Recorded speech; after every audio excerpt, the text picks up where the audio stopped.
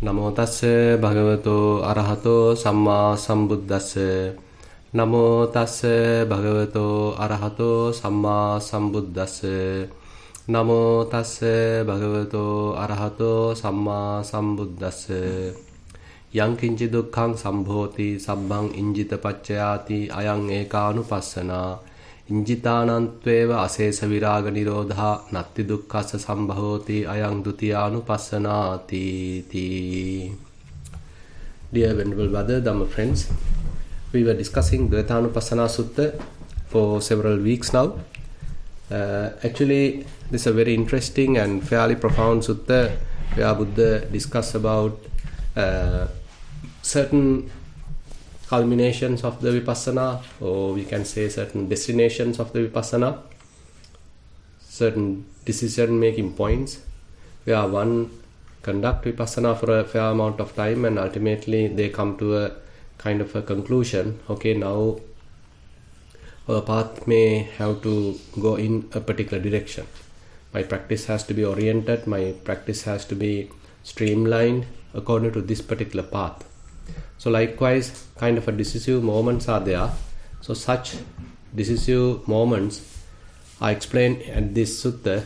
There are 16 of such decisions, such aims we can say, and there one is coming across that and then continuing one's path. And starting with the Four Noble Truths, one may be deciding that it's a matter of now continuing the path, developing the Four Noble Truths, realizing further about the Four Noble Truths. That is one decision one can take. And the other one is called acquisition, where the different kinds of upadi, different kinds of acquisitions are there for one to prepare oneself, create oneself, or construct oneself, and recognizing them and slowly abandoning them, letting them go. One is going through the supramundane path, so that as a separate another instance Buddha explained. And the third aspect is based on the ignorance. Whatever suffering arises, that happens because of ignorance. And now one's sort of conclusive path becomes overcoming ignorance, abandoning ignorance. Then volitional activities become another way of looking at things. Whatever suffering arises, it happens because of volitional activities and the sankhara. And one recognizes, okay, I need to calm down all the sankharas. I need to abandon or cease all different kinds of formations. So that becomes one's path. Then another one is based on the consciousness, where whatever suffering arises, it happens because of the conditioned consciousness. Consciousness gets established at various places, either in the form aggregate, either in the feelings aggregate, either in the perceptions aggregate, either in the formations aggregate. So we need to abandon that, or we need to avoid that. So that becomes one's practice, and that is the fifth way of looking at it. And then Buddha mentioned about the contact. Whatever suffering arises, that happens because of contact. Contact-based practice is another path Buddha mentioned. Then feeling. Whatever suffering arises, it happens because of the Vedana, the feeling.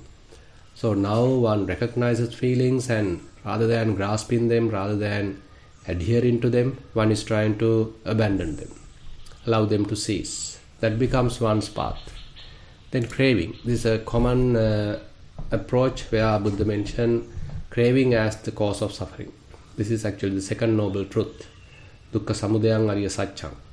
So craving as the cause of suffering, and now one's path is to abandon that craving.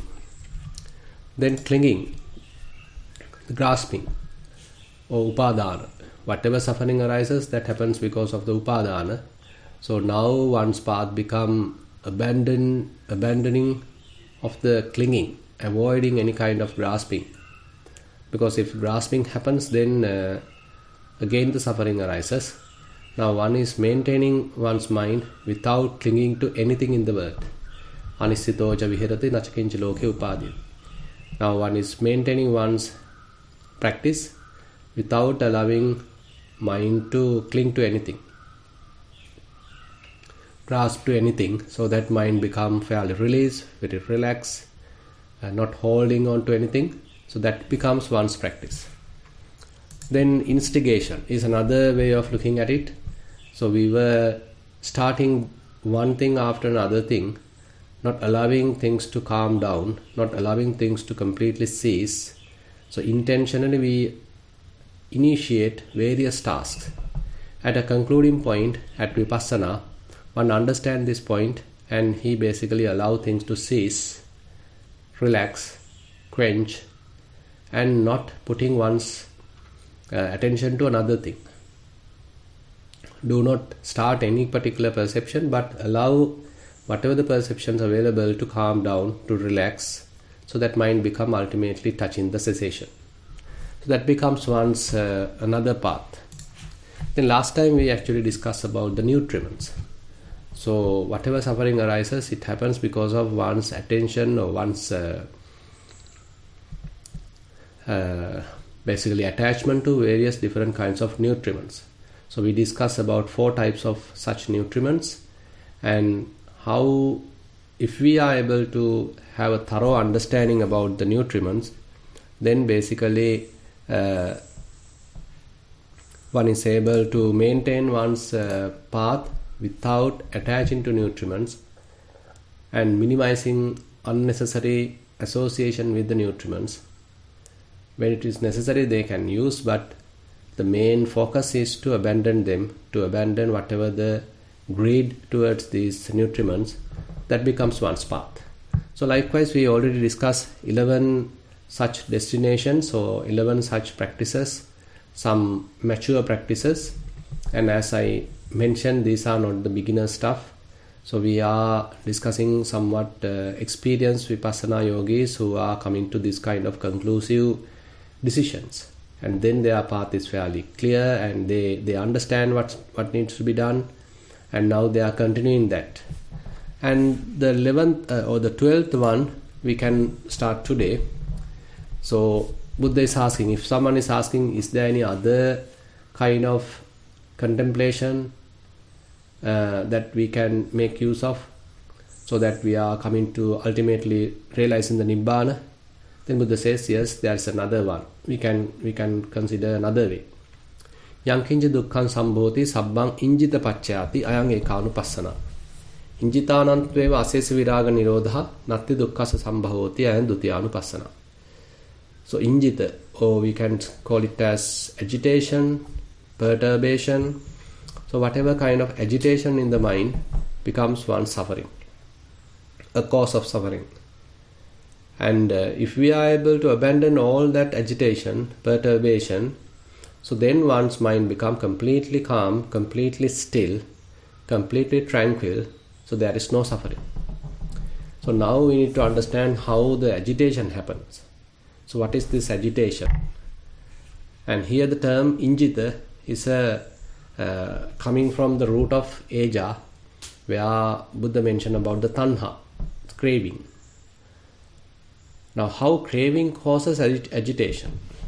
That is also not difficult to understand. Now, say for example, when you are typically using your sense bases, so you always looking at things, hear various sounds, maybe good sounds, bad sounds, maybe various kinds of odors and various tastes and various tangibles, and even thoughts come to the mind. And these are the 6 sense objects continuously bombarding the sense spaces, and we are compelled to experience them. Sometimes we don't need, we want to keep the mind very silent without much disturbance. But unfortunately, our senses are quite operative, quite active, and they are constantly allowing us to sort of go through all these different experiences. Either we want it or not, or don't want it. Still we have to go through it. So this even causes agitation. Now say for example, you are simply relaxing yourself, calming down, and you want to meditate, all of a sudden various different kinds of sounds happen. So you become somewhat agitated. Or sometimes you are trying to keep your mind very quiet, but all of a sudden various different thoughts happen in the mind, and they may be frightening, and you become really agitated. Sometimes various past experiences, particularly about some traumatic experiences, if they come to the surface of the mind, you become agitated. Someone else come and start talking something unnecessary, and you become agitated. So likewise, we easily get agitated. Our mind, we can't maintain in the tranquil position, in complete stillness. We constantly become agitated. We become fairly vulnerable in that sense. So why this happens?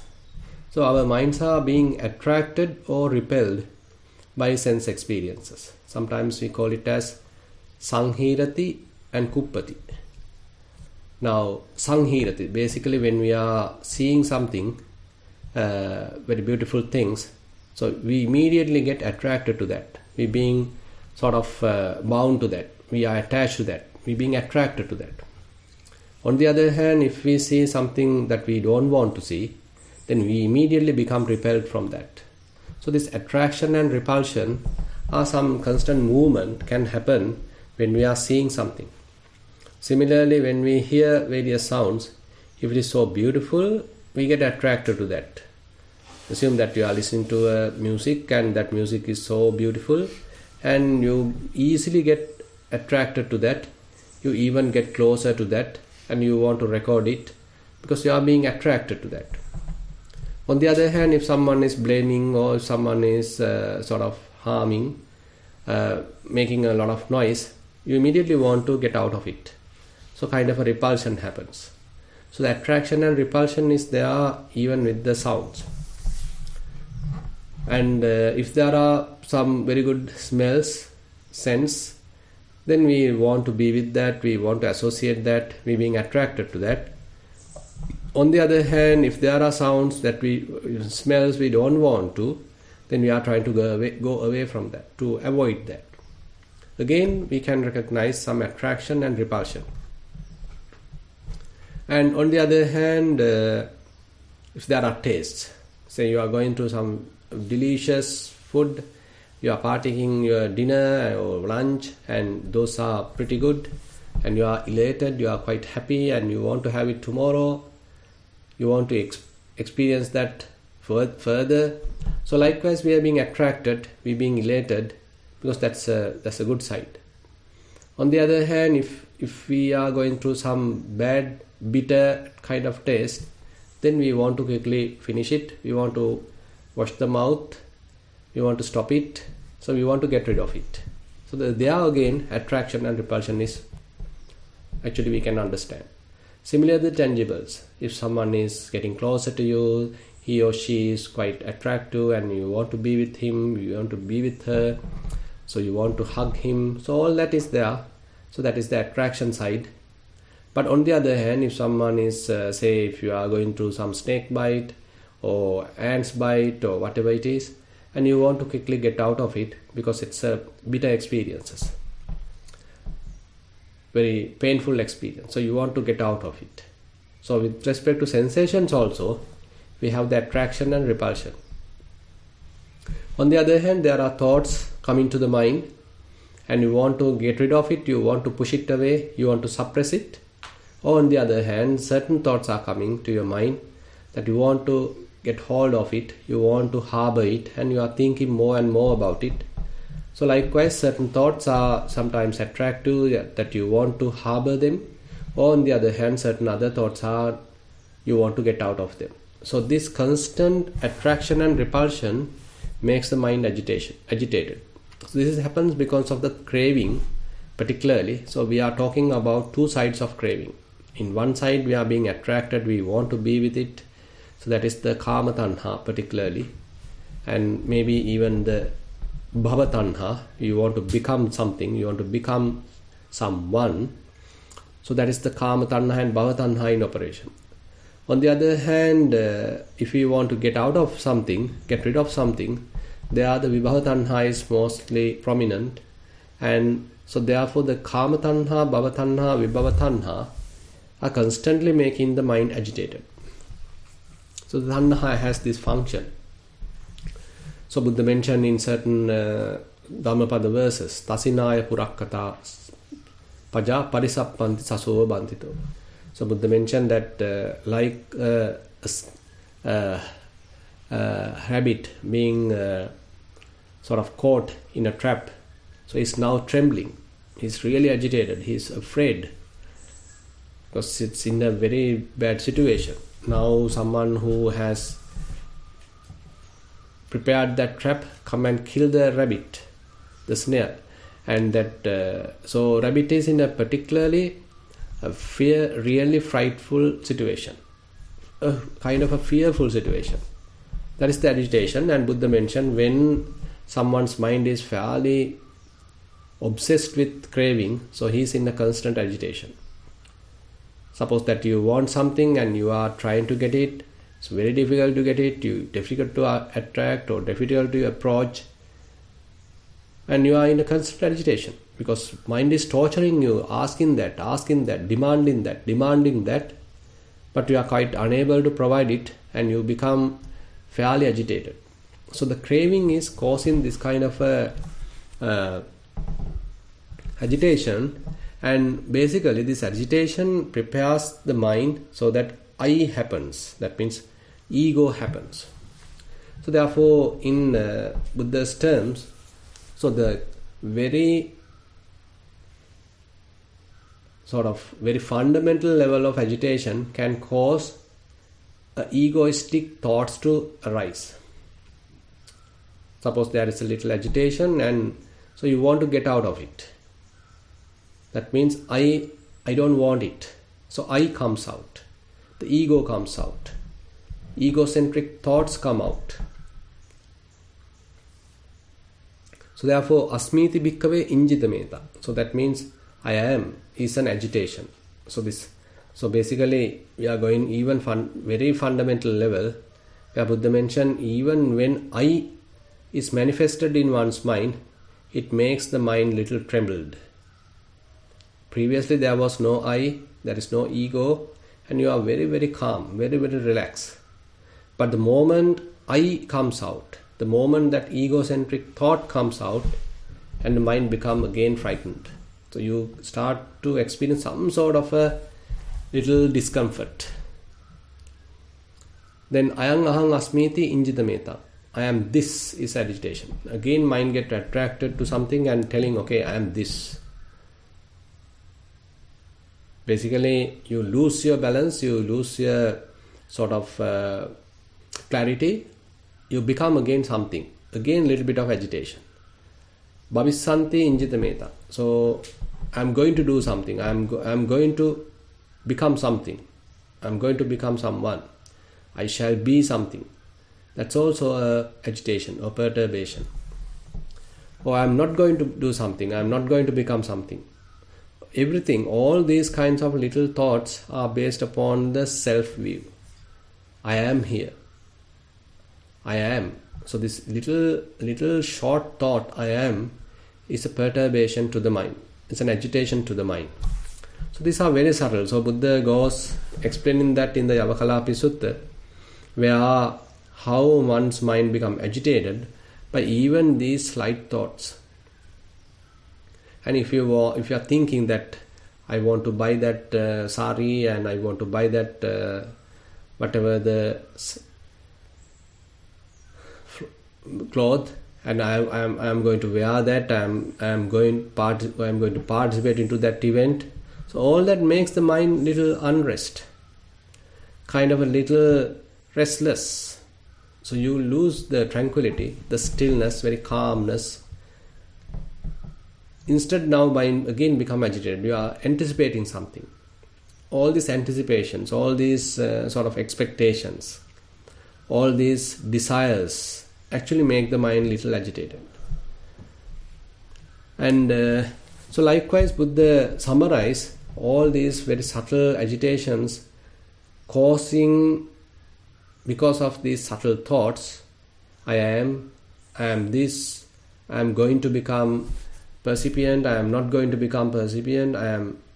So likewise, very, very subtle level thoughts, anticipations makes the mind agitated. So basically, therefore, Buddha summarizes, injitam bhikkhave rogo, injitam gando, injitam sallam. Therefore, monks, agitation is a disease, agitation is a tumor, agitation is a dart. So it's like now, simply example, now say for example, you are meditating, all of a sudden, kind of a sound happens and you quickly become agitated, you quickly become kind of shocked, jerked. So it's an agitation. So all these different kinds of movements in the mind causes agitation.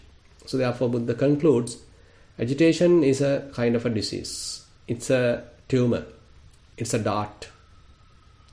Tasmatiha bhikkave aninjamanena chedasa viharissa mati evam hivo bhikkave sikkitabam. So therefore Buddha asks us to maintain the mind unagitated, very much like imperturbable. Maintain the mind tranquil, maintain the mind at stillness, calm, relaxed, tranquil, without allowing it to get agitated. It's very much like, say for example, the deep sea. The deep sea is completely still, very quiet, and there are no ripples, there are no oscillations, maintaining its calmness, maintaining its stillness. So this is the unagitated mind. So it is so deep, by the way. It is so deep, so it has understood something, some deep understanding is there.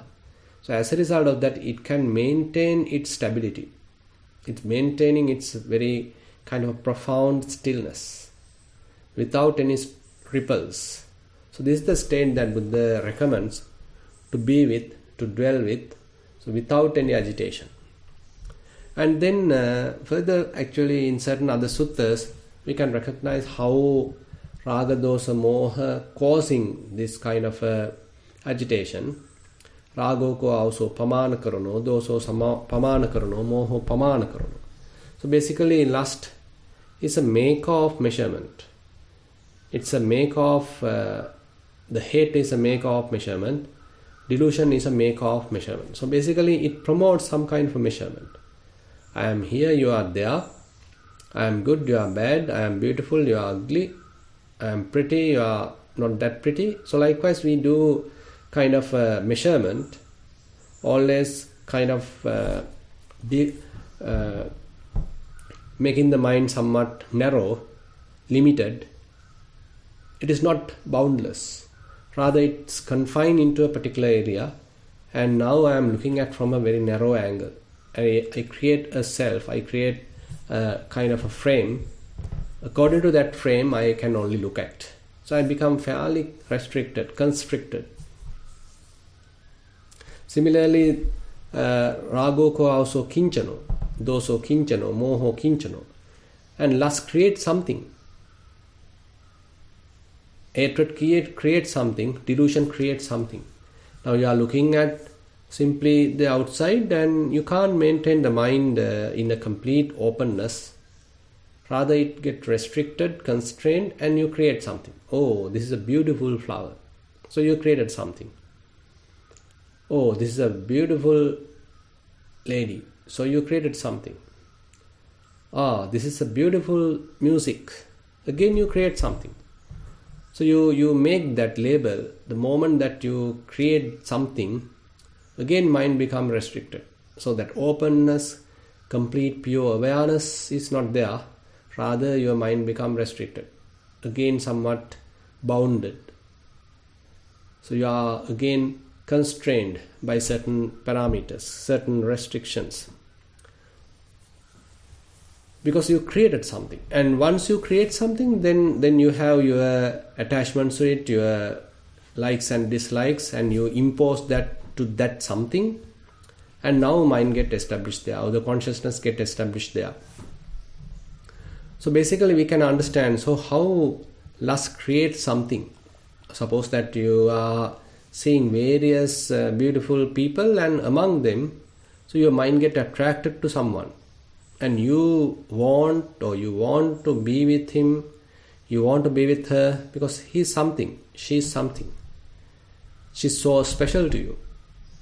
He or she is so special to you. So you are fairly now looking at him, looking at her. So your openness is not there. Rather, your mind is so deluded, your mind is so attracted, constrained, bounded by that particular person. So that person is created. So you have created a very special person. So to that special person now we are attracted. To special person that we are being bounded. So likewise, so we are going through, when we are going through lust, hatred and delusion, so our minds prepare something, prepare someone. Rago ko also nimitta karano, doso nimitta karano, moho nimitta karano. So here actually it creates signs. So our minds are grabbing various signs, extracting various signs. When we are seeing something, seeing someone, and we are recognizing there are various marks, various signs. They are tall, they are beautiful, they are lean, they are fat, they have mustache, they have long hair, whatever it is.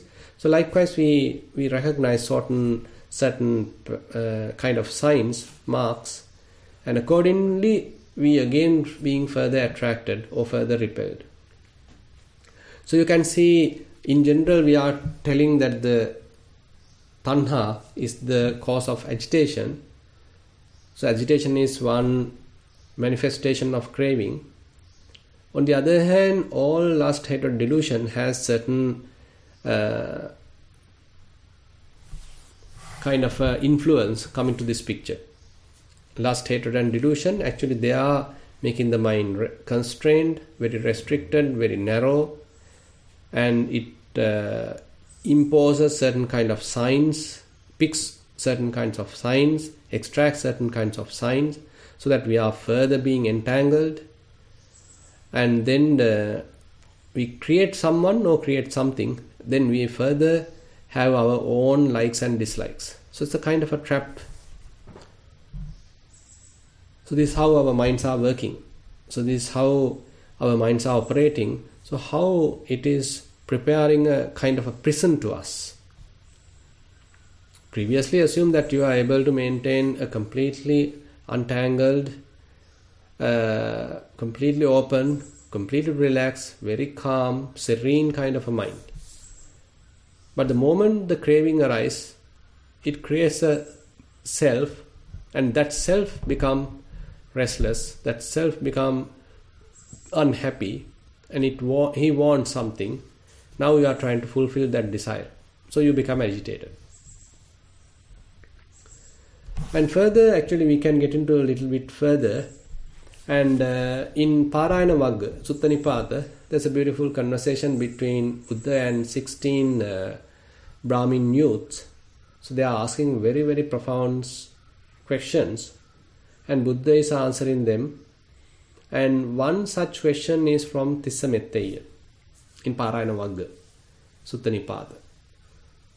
Koda santusito loke, kassa no santi injita. Ko ubhanta abhinyaya majhe manta na lippati. Kambrusi purusoti ko ida sibbani machaga. So he is asking a very, very deep question. Who here is contented in the world? For whom is there no agitation? Who, having directly known both ends, by reflection does not get stuck in the middle? Whom do you call a great man? Who here has transcended the seamstress? Now this is a very, very difficult question actually. He is a fairly wise person, so that's why he is capable of asking this kind of a question. So who is contented in this world? And who is having no agitation at all? So the person who has seen both ends and not grasping even the middle, who is doing that?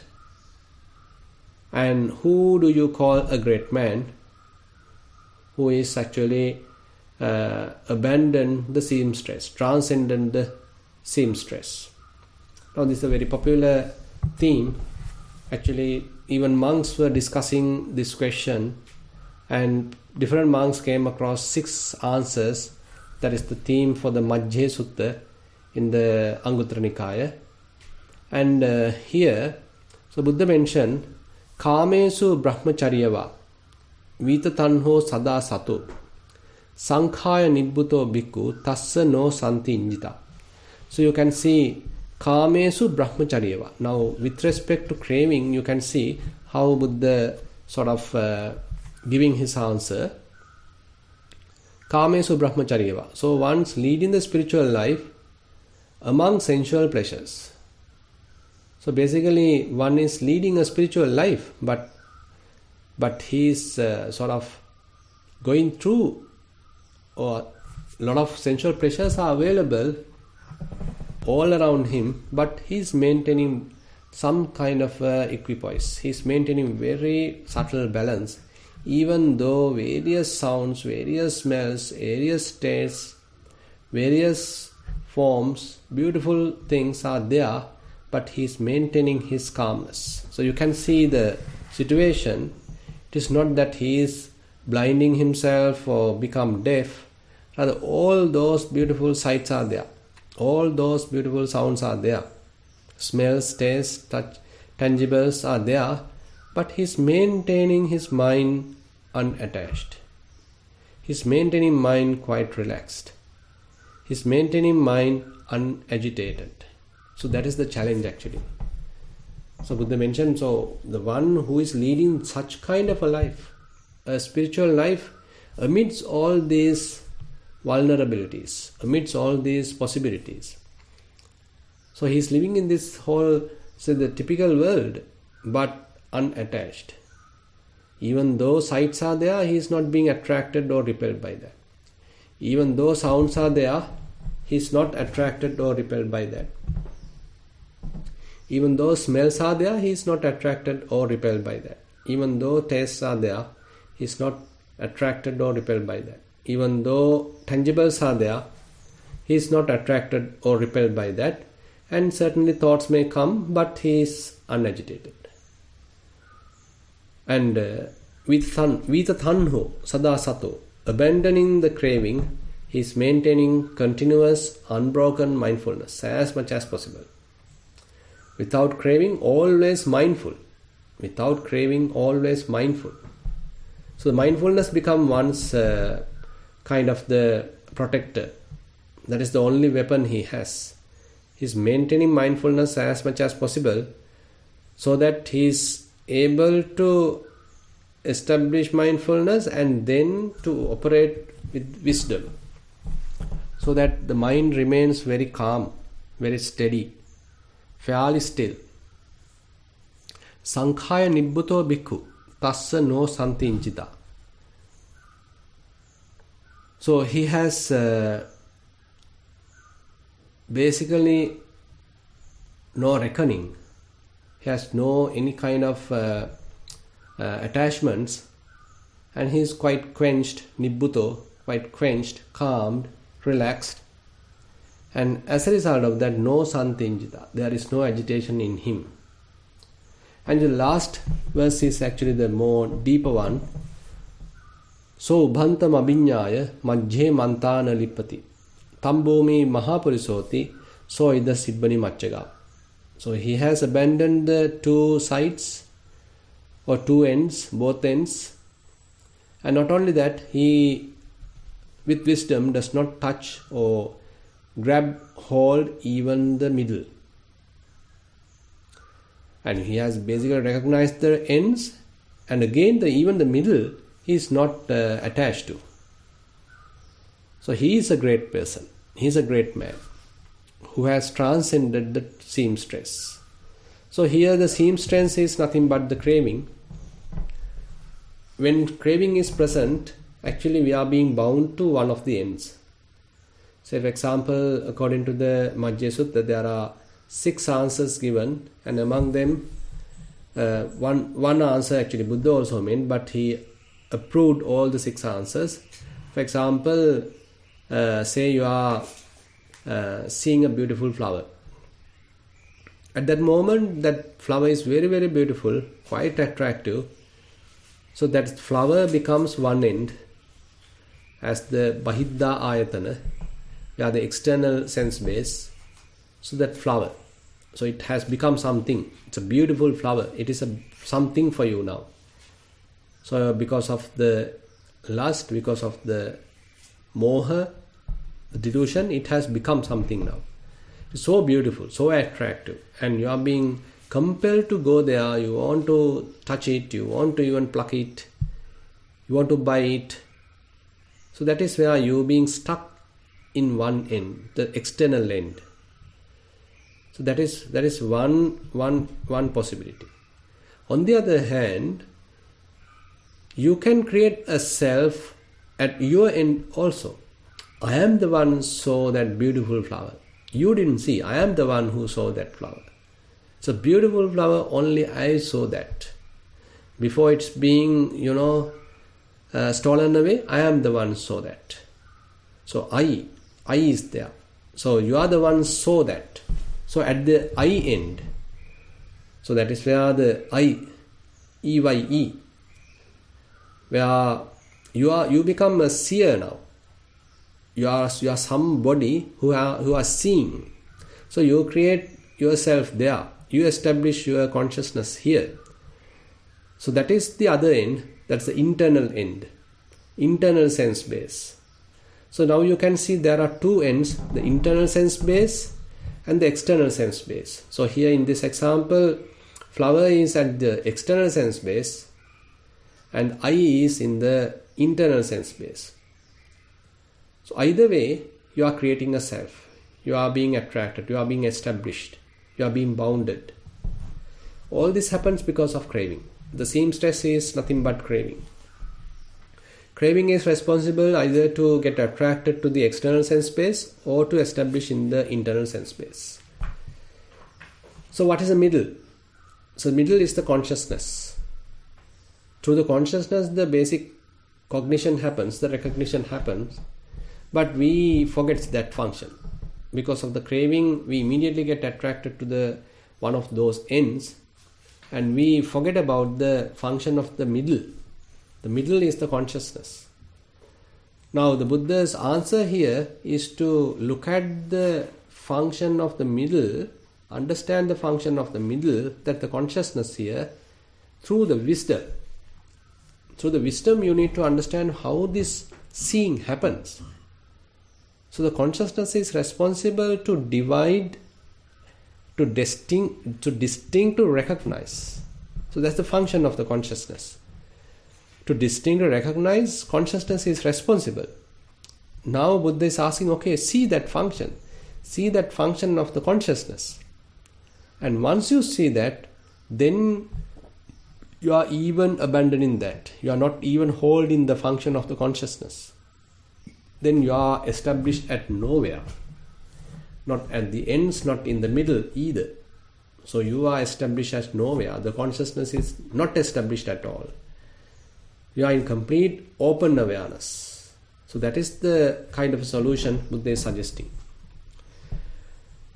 And further in various other places, Buddha discuss about the aninjita state where there are no any kind of agitation. Akasaya padannatti samano natti bahire sankhara sassata natti buddhanang ninjita. So this is the Dhammapada verse where Buddha mentioned there is no footprint in the sky, no ascetics on the outside, there are no constant conditions, there are no permanent sankharas, and no disturbance for the Buddhas, no agitation to the Buddhas. So Buddha's mind is completely free from any agitation. So in the Dvayatanupassana Sutta, basically Buddha summarized that whatever suffering arises, that happens because of agitation, and that is one kind of a reflection that you are maintaining. So you are now recognizing. Whenever agitation happens, you recognize it. And rather than promoting it, you simply let it be, let it go. Injitananteva asesa viraga nirodha. natti dukkhasa sambhavati. So you are, rather than holding it, rather than being repelled by that, you allow it to cease, allow it to calm down, allow it to fade away. So the cause of this agitation, as we discuss, is particularly the craving. So you are abandoning the craving so that your again mind becomes settled, again very relaxed, again very calm. Then there is no suffering. So further Buddha explained here, Yankinja dukkhaṃ sambhoti sabbhaṃ injita paccaya injitānaṃ nirodhena natti dukkhasa sambhav. So whatever suffering arises, originates, that happens because of agitation, and with the cessation of agitation there is no origination of suffering. Etamadīnavaṃ ñattva dukkhaṃ injita paccaya tasmāhi ejang vassajja sankhāre uparundhiya anejo anupādāno sato bhikkhu paribbaji. So this is a very interesting statement. Anejo anupādāno sato bhikkhu paribbaji. Now one is continuing one's life, one is continuing one's practice without craving, without grasping, and being mindful. Etamadīnavaṃ ñattva dukkhaṃ injita paccaya. Now one understand, okay, suffering happens because of the agitation. Tasmāhi ejang vassajja. So he, as a result of that, he basically interested of abandoning that impulse, abandoning that agitation caused by craving. He tranquilizes himself, calms down himself. Sankhāre uparundhiya, and he put a stop.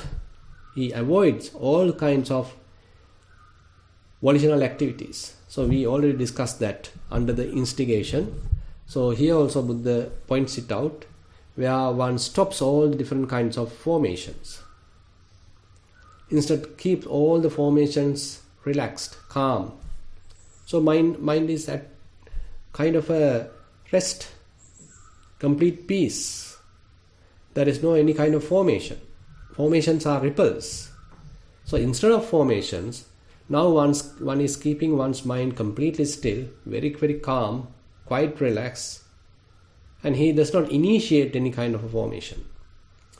He understood the happiness involved with this cessation of formations. Sabba sankhara samato. So stilling of all formations. Now he enjoys the stillness of the formations. And so anejo anupādāno. So basically he is free from any kind of craving, agitation, and there is no clinging, and maintaining such attitude mindfully for every time. Now he is living his life. So this is the path basically. So you can see very concisely Buddha sort of gives us the path, explains us the path. You need to abandon craving so that there won't be any agitation. Agitation is the cause of suffering. And not clinging to anything, now you better maintain your mindfulness continuously. So that becomes your practice. So basically, so this is how Buddha explains that the 12th kind of duad in this Dvayatanupassana Sutta. And with that, I like to conclude today's Sutta teaching session. Now I like to open the session for questions.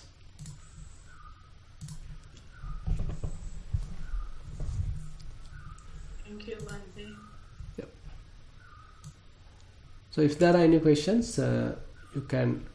If there are any questions, now we can start that, discuss that. Yes, Bhante, one hand is raised. Joseph, you can unmute and talk.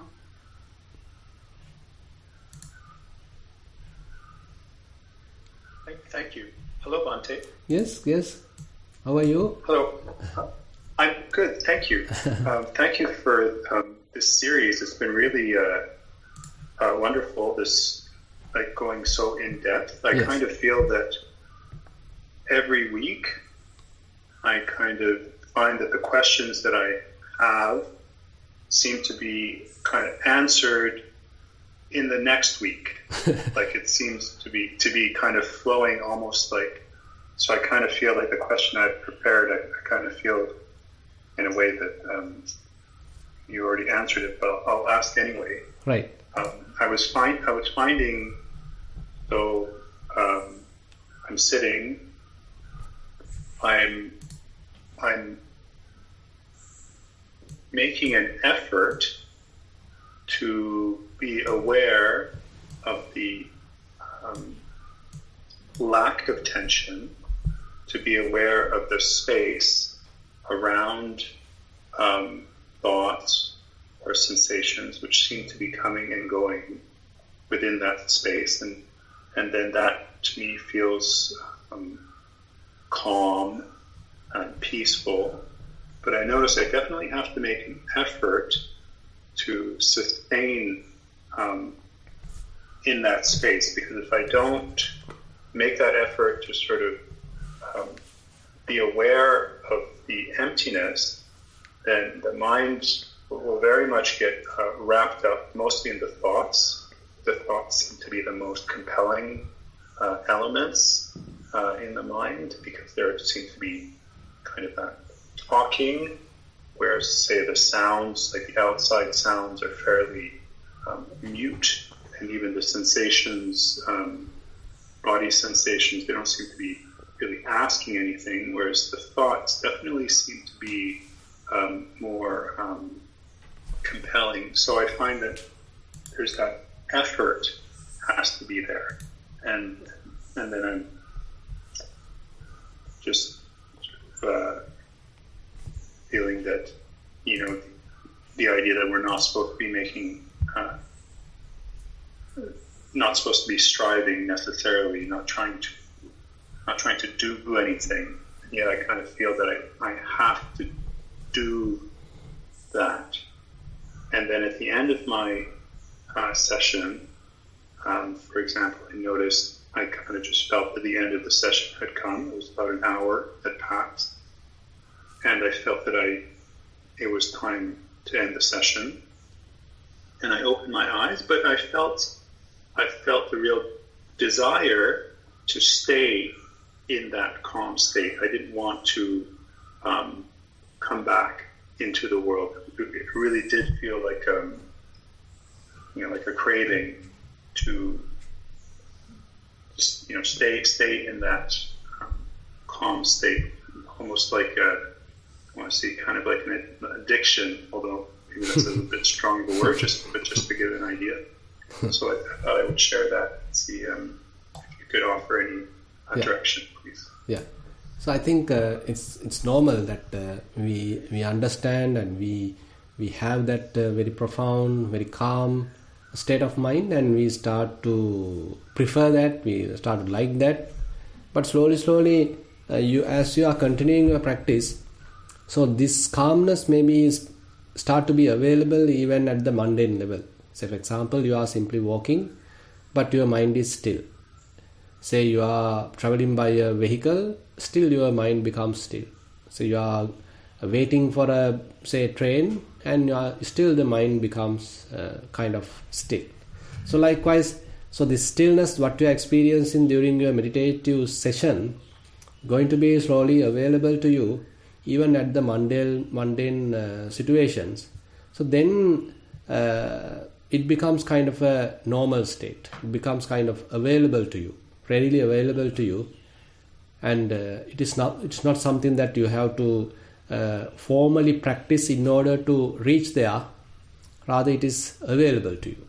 At that moment, you basically lose your kind of this attraction towards that state, because it's something that becomes kind of a default to the mind. You can see that our default to the mind is completely different. Before our beginning of the practice, so default nature of the mind is kind of a wandering. That is, the wandering state of mind is the default. But as one is practicing Vipassana, slowly that completely change, and ultimately, so the stillness becomes a default. Calmness becomes a default, and that is something that you start enjoying, you start appreciating, and you prefer to stay there, and it is very calm, soothing, peaceful state of mind. And since it is available, So then you are not artificially going after it or trying to create it, but it's available. It's a matter of being there. So likewise, so no need to worry. As far as I can see, simply you are doing well, and basically allow things to happen smoothly. And time to time, even when you are at a supermarket, even you are driving, even you are waiting for a vehicle, just see whether you are maintaining the calm mind, relaxed mind, still mind. Then you may understand, okay, it's there. Thank you. Yep. I have maybe I can ask a couple more questions. I was trying to understand the distinction. I got a little. I couldn't quite see the difference between manasikara, or the intention, and the cetana, the volition. To me, they kind of sounded similar. I wasn't quite sure what the difference was there. For me, Intention. For me, I feel both are the same, because the typical translation of cetana, that word cetana is sometimes translated as volition or sometimes as the intention. I don't know what kind of difference that you experience. I think it was when I was listening to the talk from last week with the 5 categories of name and form. And there was the distinction between cetana and manasikara. Manasikara. That is the attention, actually. Oh, attention. Yes. Oh, I had written it as intention. No, okay. Attention. The manasikara is the attention. Where you are directing your mind to, or your focus attention to something, then you are attending that. Your attention is there. So that is the attention. You are turning your attention something. Yeah. I had written them down.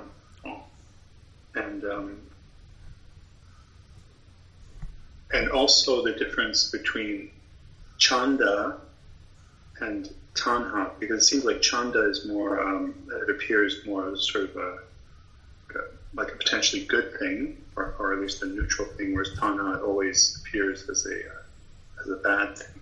But they both seem to be this kind of desire. Actually, now, even for spiritual things, we have kind of a chanda, kind of a desire, and that is kind of admitted. So we understand that. And ultimately, the path becomes the abandonment of the chanda. So the abandoning of desire. So therefore, even kind of a tanha we have to become a sotapanna, to become spiritually developed, to become an arahant, we can say it's a kind of a craving. But without it, we can't move forward. Tanhan nissaya tanha pahatabbo. So therefore, sometimes the teaching is there where you are using craving in order to abandon craving. So it's a kind of a strategic path. At the beginning, it is true that we are sort of motivated to do something. We are motivated to practice. We are desiring to practice. So that is necessary. Otherwise, it's very difficult to motivate us. Very difficult to promote the practice. So we have to drive ourselves. But slowly, as we are maturing, so the mind starts recognizing peacefulness rather than, sort of agitated, craving-based, restless type of state. Now you arrive a peaceful state of mind, or a very relaxed state of mind. And at that state, there is no grasping and there is no craving at all. Temporarily, craving has ceased. So there you understand, I reach kind of a very peaceful state. Okay, this should be a kind of a turning point of my practice. So let me dwell in this state where there is no any demands coming from the mind. So the mind becomes completely tranquil. There are no desires, no agitation. So you recognize this as a refuge. While being there, now you are abandoning craving. So the practice is now turning to the opposite. Now it is not that you are trying to become someone or to achieve something. Rather, you start recognizing things and abandoning things, letting go things, so that you become more and more peaceful, more and more still. So likewise, craving helps, chanda, desire helps at the beginning to recognize the path, to establish oneself in this refuge. And once you arrive there, so now you turn back. You start abandoning even the craving, abandoning all the desires, abandoning all the intentions. So you become kind of still and peaceful. Thank you. Yeah. Last question. So if I do a practice where I'm bringing my attention to my posture, and my posture is very still, I find that to me is like a samatha practice, because the posture isn't changing and I can continually just come back to my stability. But then at a certain point, I feel that I should let go, and then I just allow the mind to catch each arising sensation or arising thought or arising sound, and then things become much more dynamic, and then I don't really feel the posture so much, or that stability that had Eric kind of dissipates. So would that be a recommended method? Yeah, I think it is possible, because you are basically using your posture to establish yourself, to orient yourself, and to establish mindfulness. So no harm. By the way, you are not in long term, you are associating the body. Temporarily you are settling yourself using the body, and then slowly looking at the mind, and then letting go everything, so that ultimately the mind become unestablished. Complete awareness, open awareness is available, but not established at any place. But at the beginning, using the body to settle yourself, calm down, relax, that is no problem.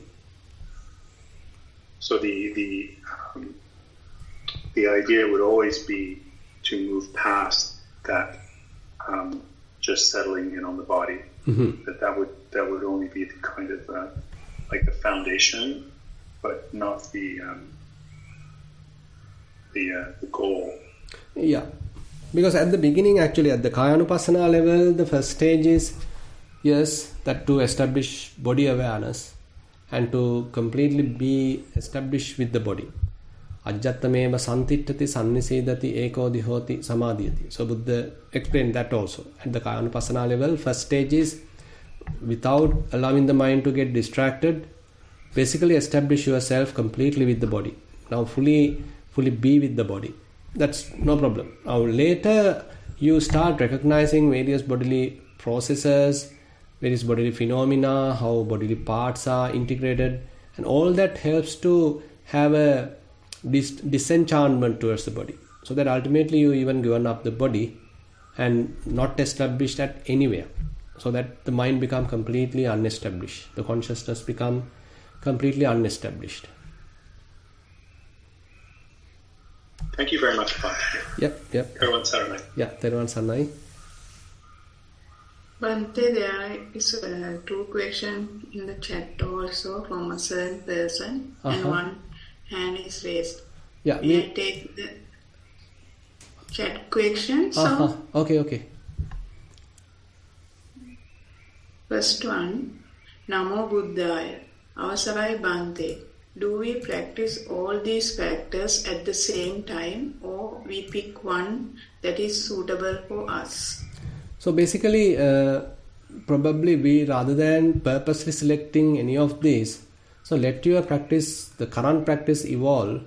So ultimately it may direct you to one of these or many of these. So these are kind of guidelines. Actually, no harm in selecting one of them, but I feel it is more natural to evolve your practice, mature your practice, so that it will sort of streamline or align with one of these. So don't immediately try to jump to any of these. Allow your practice to further and further mature, and you yourself will recognize, oh, this is more easier and more practical for me. That I particularly thoroughly understand. Okay, this is what I need to do. So that definitely will be one of these. Second question: in which sutta I can find the phrase tanha nissaya tanha pahatabbo? Bohuma pin bante. Yeah, I think it is in the Aninja Sappaya Sutta. Let me find it out. We'll go to the other question first, and I'll try to find it out where it is explained. I'll let you know. Muduni, you can unmute and talk now. Thank you, Bante. Thero Saranai. Yeah. I think I missed last week's program because I logged in and I couldn't log into it, even though I did log in. But anyway, I have a question today. Did you have one last week? No. Last week. Then it's okay. Yeah. Then it's okay. Yeah. My question today is, now I was listening to this. Now, we all of us are in different stages of our vipassana practice. So, when we realize that we have there's something, we just make note of it and let it go. Is that the way to go on? Supposing like a greed thought comes, we recognize that and let it go. In that same way, all these other things that come up in our minds, we just recognize it and let it go. Is that how we handle this, Bante? Yeah, I mean, basically, so once you recognize, there automatically you will understand no point of holding on to it. Okay, so I mean, I'm trying to understand, what this Buddha's instructions about the middle. Mm-hmm. So how the seeing, can you explain that a little bit more, Bhante, please?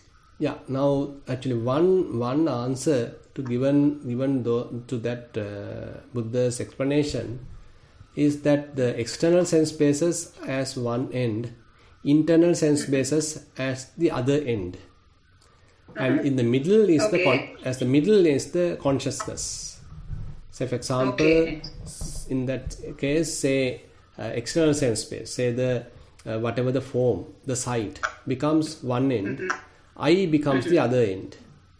The consciousness. I mean, in your physical eye. Physical eye, yes. So the I consciousness is the middle, and then the other one is sounds become one end, and say ear becomes the other end.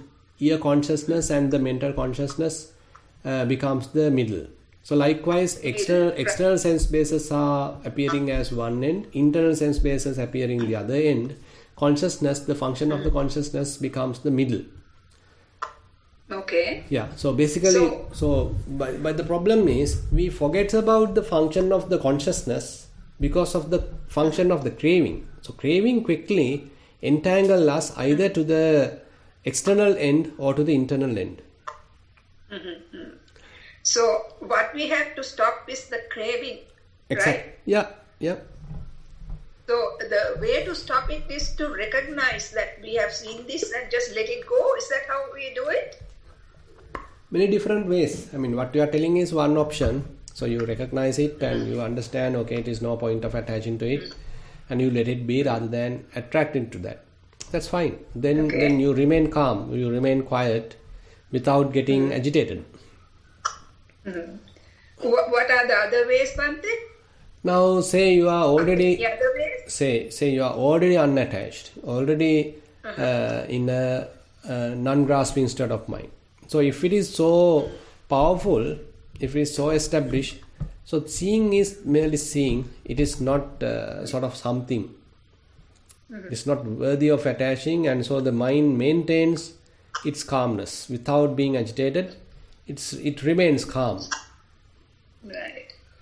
Now, for instance, now when I sometimes go out with some somebody, out to the store or something, the person with me is looking at all these things around and, taking all those things. I have come to the state when I don't take those things in because I'm almost not interested. That's right. So, it's like, it's just, I have not done it on purpose, but that's the stage I am in. What do you think is, what is that? Yeah, definitely the same. Situation Yeah, that's what I am also telling. Okay, once mind become somewhat matured, so once when we are going through vipassana, so the mind naturally becomes somewhat relaxed, calm, quiet, and not interested of all that. So that is where the viraga and nibbida is in operation. Right. So at that state, now mind doesn't want anything. Basically, mind is free from desires. It remains quiet, very calm, relaxed, at a rest. Thank you, Bhante. You explained that very well. Thanks a lot. Theruvan Saranai, much to you. Yeah, Theruvan Saranai. Actually, that is a previous question asked by someone where that tanhan nissaya tanha pahatabba. So it is in the what's that sutta? Bhikkhuni sutta in the Anguttara Nikaya. So I have put one link to that. So it is there, and that is one place that you can come across. Okay. If there are Bhante, yeah, go ahead, please. There's another request in the chat. Avasarai Bhante, I couldn't find the notes for the Dvayatanupassana Sutta and some of the past suttas online. Yeah. Can Bhante share, please? Ohuma pin Theruvan Saranai. Yeah. So basically, I haven't put all the stuff because sometimes I make some rough sketches. So that's why I couldn't amalgamate everything. But on early stages, I was preparing a fairly comprehensive note, so that I already shared. I'll see what else I can add to the those notes, and I'll try to share that. And this Dvayatanupassana Sutta, I'll share because it is fairly comprehensive, and I'll share that soon.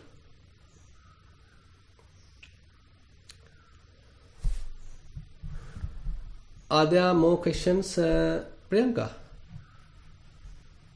No, Bhante. Okay, then we'll wind up the session. So we have spent almost 1 hour, little more than 1 hour, and we have spent some time learning the Buddha's teaching and discussing the Buddha's teaching. And with this, we were able to accumulate fair amount of merits. We share these merits with all the celestial beings and all the past relatives and whoever in need of merits. And we wish these merits help us also to understand the Buddha's teaching to attain path, fruition, nibbana. We'll recite the traditional verses. Ettavata cha amhehi sambatang punya sampadang sabbe deva anumodantu sabba sampatti siddhya. Ettavata cha amhehi sambatang punya sampadang sabbe bhuta anumodantu sabba sampatti siddhya.